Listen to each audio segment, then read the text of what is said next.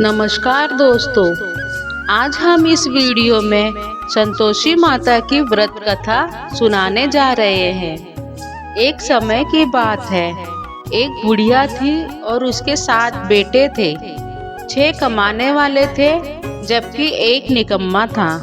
बुढ़िया 6 बेटों की रसोई बनाती, भोजन कराती और उनसे जो कुछ भी बचा खोचा जूठन बच जाता 7वें को दे देती। एक दिन 7वां बेटा बोला पत्नी से कि देखो मेरी माँ को मुझ पर कितना प्रेम है। तो उसकी पत्नी बोली, क्यों नहीं, सबका जूठा जो तुमको खिलाती है। तो वह बोला, ऐसा नहीं हो सकता, मैं जब तक अपने आँखों से न देख लूं। तो बहू हंसकर बोली, देख लोगे तब तो मानोगे। कुछ दिन के बाद एक बड़ा त्योहार आया और घर में 7 प्रकार के भोजन और चूरमे के लड्डू बने।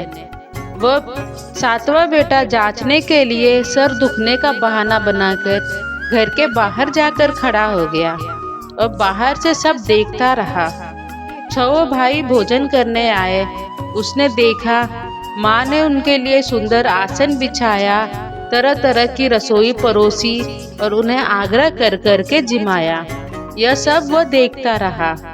6 भाई भोजन करके उठे तब माँ ने उनकी जूठी थालियों में से लड्डुओं के टुकड़े उठाकर एक लड्डू बनाया और जूठन साफ कर माँ ने उसे पुकारा कि 6 भाई भोजन करके चले गए, अब तू ही बाकी है, तू कब खाएगा। तो वह कहने लगा, माँ मुझे भोजन नहीं करना, मैं अब परदेश जा रहा हूँ। तो माँ ने कहा, कल जाता हो तो आज चला जा। वह बोला, हाँ आज ही जा रहा हूँ। यह कहकर वह घर से निकल गया। चलते समय रास्ते में उसे अपनी पत्नी की याद आ गई, तो वो वहाँ से सीधा गौशाला में चला गया जहाँ उसकी पत्नी उपले थाप रही थी। वहाँ जाकर उसने बोला, मैं परदेश जा रहा हूँ, कुछ दिनों के बाद लौटूंगा, तब तक तुम अपने धर्म का पालन करना। तो पत्नी बोली, तुम मेरी चिंता ना करो स्वामी, तुम आराम से जाओ और जाते वक्त अपनी कुछ निशानी मुझे दे दो। तो पति बोला, मेरे पास तो कुछ नहीं है, सिर्फ यह अंगूठी है, सो ले लो और अपनी भी कुछ निशानी मुझे दे दो। तो पत्नी बोली, मेरे पास क्या है, यह गोबर भरा हाथ है। यह कहकर उसकी पीठ पर गोबर के हाथ की थाप मार दी और वह चल दिया। चलते चलते दूर देश पहुंचा। वहाँ एक साहूकार की दुकान थी। वहाँ जाकर कहने लगा, भाई मुझे नौकरी पर रख लो। साहूकार को भी नौकर की जरूरत थी, तो साहूकार ने उसे नौकरी पर रख लिया। वह सुबह से शाम तक नौकरी करने लगा और कुछ ही दिनों में दुकान का सारा लेन देन, हिसाब किताब, सारा काम करने लगा। साहूकार के भी 7-8 नौकर थे। सेठ ने उसका काम देखा और 3 महीने में ही उसे आधे मुनाफे का हिस्सेदार बना लिया। वह कुछ वर्ष में ही नामी सेठ बन गया और मालिक सारा कारोबार उस पर छोड़कर चला गया। इधर उसकी पत्नी को सास और जेठानियां दुख देने लगी। सारी गृहस्थी का काम करा के उसे लकड़ी लेने जंगल में भेज दे। इस बीच घर के आटे से जो भूसी निकलती उसकी रोटी बनाकर रख दी जाती और फूटे नारियल की नारेली में पानी। एक दिन वह लकड़ी लेने जा रही थी। रास्ते में बहुत सी स्त्रियां संतोषी माता का व्रत करती दिखाई दी। वह वहां खड़ी होकर कथा सुनने लगी और पूछा, बहनों तुम किस देवता का व्रत करती हो और उसके करने से क्या फल मिलता है? इस व्रत का विधान मुझे भी बताओ। तब उनमें से एक स्त्री बोली, सुनो, यह संतोषी माता का व्रत है। इसे करने से निर्धनता, दरिद्रता का नाश होता है और जो कुछ मन में कामना हो सब संतोषी माता की कृपा से पूरी होती है। फिर उस स्त्री ने व्रत की पूरी विधि उसे बताई। व्रत की विधि सुनने के बाद फिर वो वहाँ से चल दी और उसने रास्ते में लकड़ी के बोझ को बेच दिया और उन पैसों से गुड़ चना लेकर माता के व्रत की तैयारी करने लगी और माता के मंदिर के सामने आकर पूछने लगी कि यह मंदिर किसका है। तो सब कहने लगे यह मंदिर संतोषी माता का है।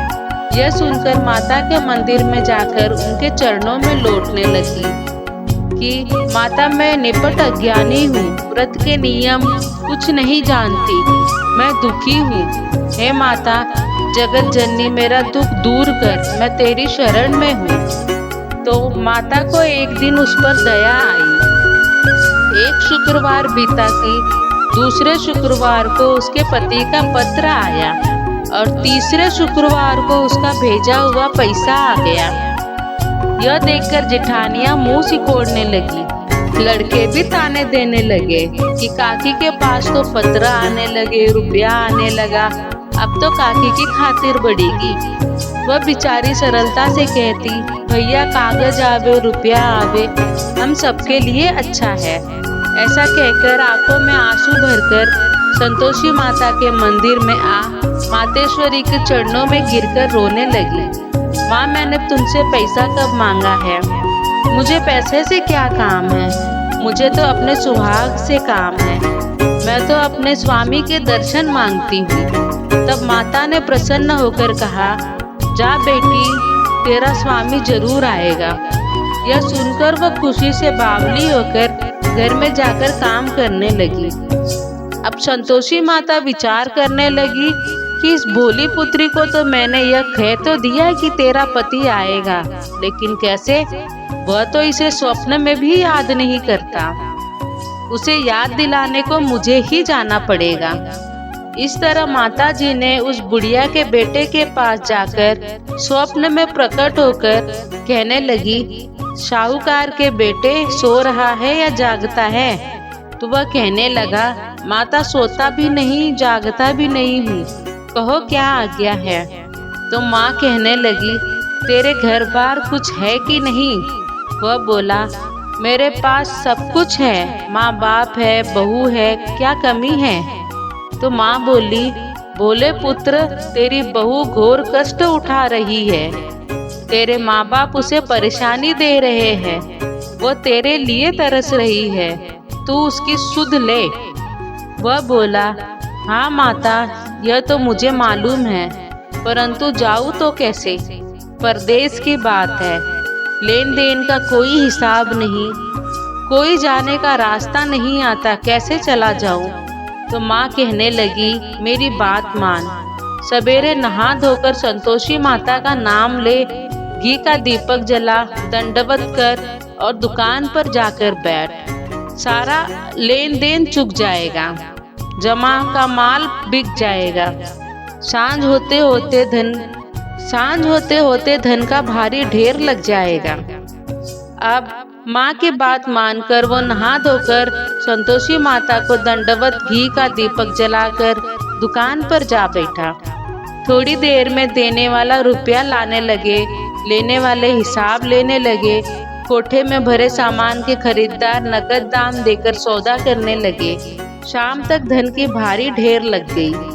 मन में माता का नाम ले चमत्कार देख वो प्रसन्न हो गया और घर ले जाने के वास्ते गहने कपड़े खरीदने लगे। यहाँ काम से निपट तुरंत वो घर के लिए रवाना हो गया। उधर उसकी पत्नी लकड़ी ले जंगल में जाती और लौटते वक्त माता जी के मंदिर में विश्राम करती। वह तो प्रतिदिन उसके रुकने का जो स्थान ठहरा। धूल उड़ती देख वो माता से पूछती है, हे माता, यह धूल कैसी उड़ रही है? तो माता कहती है, हे पुत्री, तेरा पति आ रहा है। अब तू ऐसा कर, लकड़ियों के 3 बोझ बना ले, एक नदी के किनारे रख और दूसरा मेरे मंदिर पर, वो तीसरा अपने सिर पर।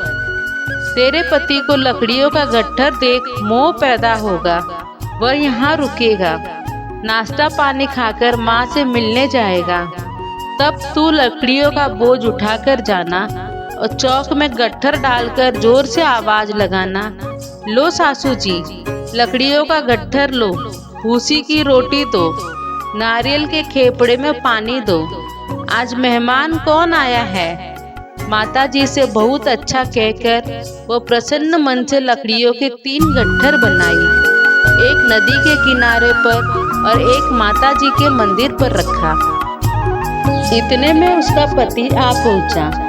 सूखी लकड़ी देख उसकी इच्छा उत्पन्न हुई कि हम यहीं पर विश्राम करें और भोजन बनाकर खा पीकर गांव जाए। इसी तरह रुककर भोजन बना, विश्राम करके गांव को गया, सबसे प्रेम से मिला। उसी समय सिर पर लकड़ी का गट्ठर लिए वह उतावली सी आती है। लकड़ियों का भारी बोझ आंगन में डालकर जोर से 3 आवाज देती है, लो सासू जी, लकड़ियों का गट्ठर लो, भूसी की रोटी दो, आज मेहमान कौन आया है। यह सुनकर उसकी सास बाहर आकर अपने दिए हुए कष्टों को भुलाने हेतु कहती है, बहू ऐसा क्यों कहती है, तेरा मालिक ही तो आया है, आ बैठ, मीठा भात खा, भोजन कर, कपड़े गहने पहन। उसकी आवाज सुन उसका पति बाहर आता है, अंगूठी देख व्याकुल हो जाता है। माँ से पूछता है, माँ यह कौन है।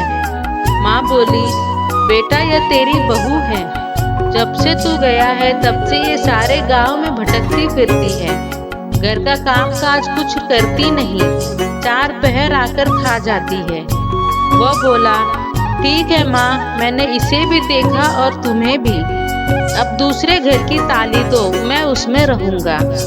माँ बोली, ठीक है, जैसी तेरी मर्जी। तब वो दूसरे मकान की 3री मंजिल का कमरा खोलकर सारा सामान जमाया और एक दिन में राजा के महल जैसा ठाठ बाट बन गया।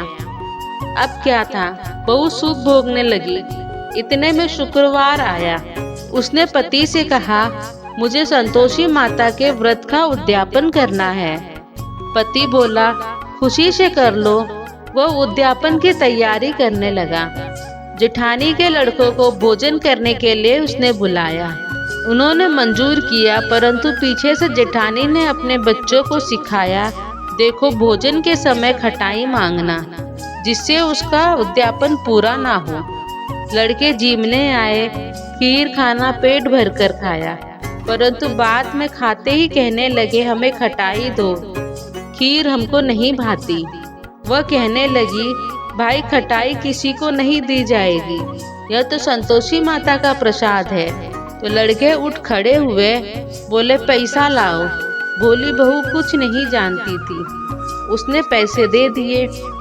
लड़के उसी समय हट करके इमली खटाई ले खाने लगे।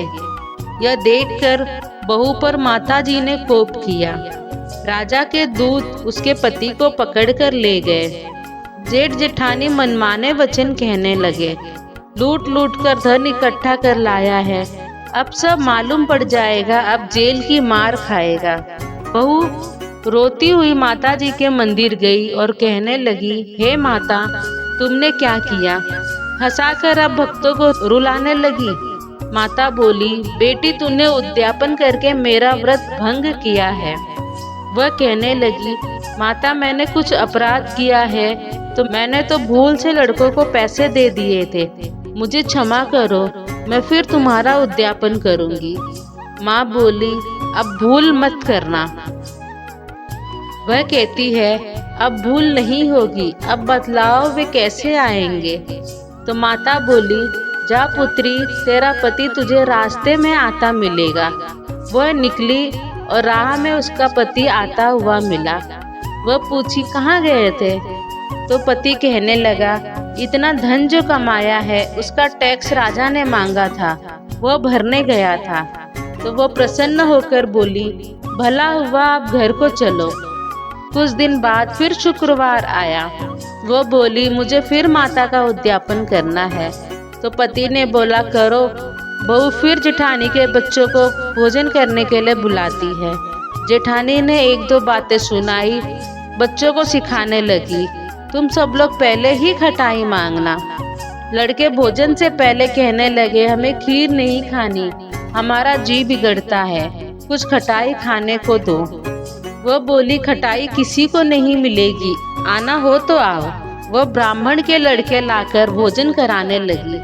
यथाशक्ति दक्षिणा की जगह एक एक फल उन्हें दिया। संतोषी माता प्रसन्न हुई। माता की कृपा होते ही 90वें मास में उसे चंद्रमा के समान सुंदर पुत्र प्राप्त हुआ। पुत्र को पाकर वो प्रतिदिन माताजी के मंदिर को जाने लगी। माँ ने सोचा, यह रोज आती है, आज क्यों न मैं इसके घर चलूं। यह विचार कर माता ने भयानक रूप बनाया। गुड़ चने से सना मुख, ऊपर सूंड के समान होठ, उस पर मक्खियां भिनभिना रही थी। देहली पर पैर रखते ही उसकी सास चिल्लाई, देखो रे, कोई चुड़ैल डाकिन चली आ रही है, लड़कों इसे भगाओ, नहीं तो किसी को खा जाएगी। लड़के भगाने लगे, चिल्लाकर खिड़कियां बंद करने लगे। बहू रोशनदान में से देख रही थी। वो प्रसन्नता से चिल्लाने लगी, आज माता मेरे घर आई है। वह बच्चे को दूध पीने से हटाती है। इतने में सास का क्रोध फट पड़ा।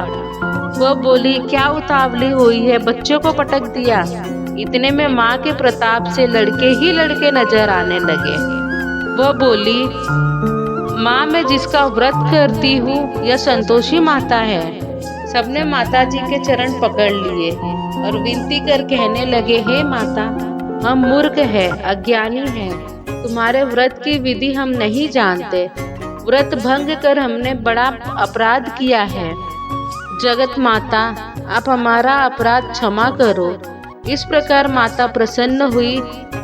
हे संतोषी माता, जिस प्रकार आपने बहू को फल दिया, वैसा ही इस कहानी को कहते, सुनते और हुंकार भरते सबको देना। दोस्तों, संतोषी माता को संतोष, सुख, शांति और वैभव की माता के रूप में पूजा जाता है। माता संतोषी भगवान श्री गणेश की पुत्री है। इनका यह व्रत करने से धन, विवाह, संतान और भौतिक सुखों में वृद्धि होती है। यह व्रत शुक्ल पक्ष के प्रथम शुक्रवार से शुरू होता है और 16 शुक्रवार तक व्रत कर इसका उद्यापन किया जाता है। गुड़ और चने का भोग माता को लगाया जाता है। ये व्रत करने वालों को खट्टी चीजों को ना ही खाना चाहिए और ना ही हाथ लगाना चाहिए। बोलो संतोषी माता की जय।